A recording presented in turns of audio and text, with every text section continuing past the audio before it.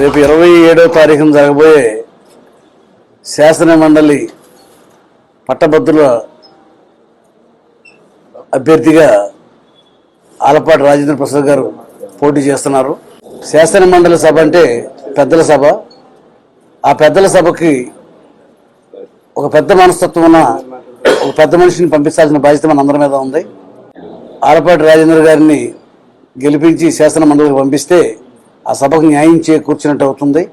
గత ఎన్నికల్లో రాష్ట్ర ప్రజలు జగన్మోహన్ రెడ్డి ప్రభుత్వానికి ఘోరంగా ఓడించి కూటమి ప్రభుత్వాన్ని అఖండ మెజారిటీతో స్వాతంత్రం వచ్చిన తర్వాత కనీ విని ఎరిగినంత మెజారిటీతో కూటమి ప్రభుత్వాన్ని గెలిపించి అధికారం ఇచ్చారు.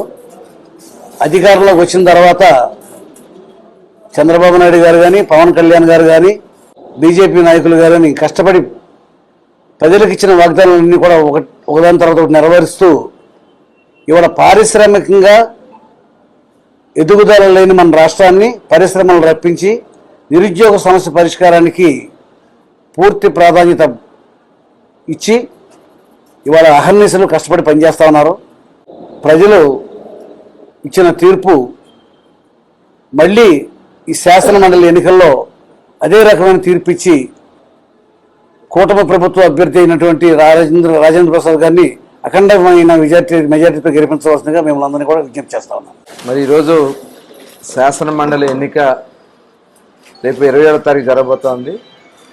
ఈ ఎన్నికలో ఉమ్మడి గుంటూరు కృష్ణా జిల్లాల కూటమి అభ్యర్థిగా అన్ని పక్షాలు కూడా సపోర్ట్ చేసి ఈరోజు ఆలపాటి రాజేంద్ర ప్రసాద్ గారిని మరి క్యాండిడేట్గా నిర్ణయించడం, దాని మీద మొత్తం ఉభయ గుంటూరు కృష్ణా జిల్లాలో కూడా ప్రచారం చాలా ముమ్మరంగా సాగుతుంది.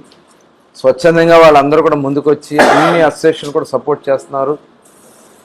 అటు ఉద్యోగ సంఘాలు, ఉపాధ్యాయ సంఘాలు, అనేక మంది మేధావి సంఘాలు కూడా వచ్చి సపోర్ట్ చేస్తూ ఉన్నారు.